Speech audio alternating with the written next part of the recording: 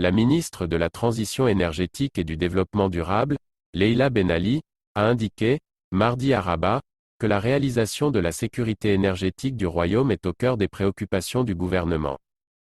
Leïla Ben Ali, qui répondait à une question orale sur les mesures prises pour atteindre la sécurité énergétique posée par le groupe istiklalien de l'unité et de l'égalitarisme, que la sécurité énergétique est l'une des priorités de son département, en particulier durant cette conjoncture, laquelle est caractérisée par la hausse des prix des produits pétroliers à l'échelle mondiale et ses répercussions sur la facture énergétique du royaume.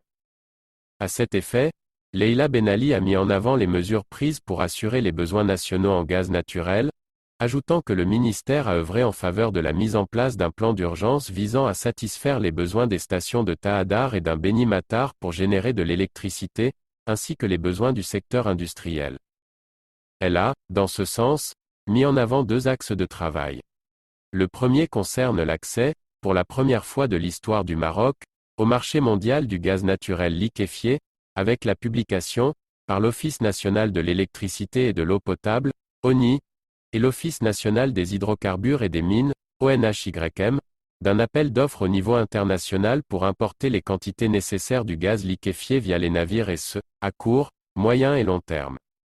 Et de noter que dans le cadre de la coopération régionale, les infrastructures de base espagnoles seront utilisées provisoirement pour importer le gaz naturel en flux inversé.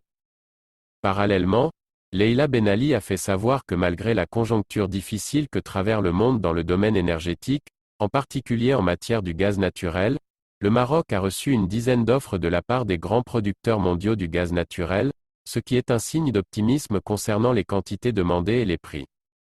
D'après la ministre, ces offres ont été soumises, par une commission spéciale, à une procédure urgente et approfondie pour négocier avec les partenaires concernés. Les résultats des travaux de cette commission seront dévoilés prochainement afin de passer à la signature de contrats de court, moyen et long terme. Quant au second axe, il porte sur la construction d'une infrastructure de base à même de garantir le transfert du gaz naturel liquéfié sur le territoire marocain, a indiqué la ministre, faisant état de plusieurs choix, comme la construction d'une unité flottante de transfert à moyen terme sur l'un des ports, Mohamedia ou Nador, et l'équipement, à long terme, d'autres ports par des unités d'importation du gaz naturel liquéfié à Jorf Lasfar et Dakhla. Ce plan, selon la ministre, comprend aussi la construction d'un réseau de transport et de distribution via des canaux reliant ces unités de réception aux différentes zones de consommation du gaz naturel qui est important dans la transition énergétique, au regard de ses avantages environnementaux et économiques.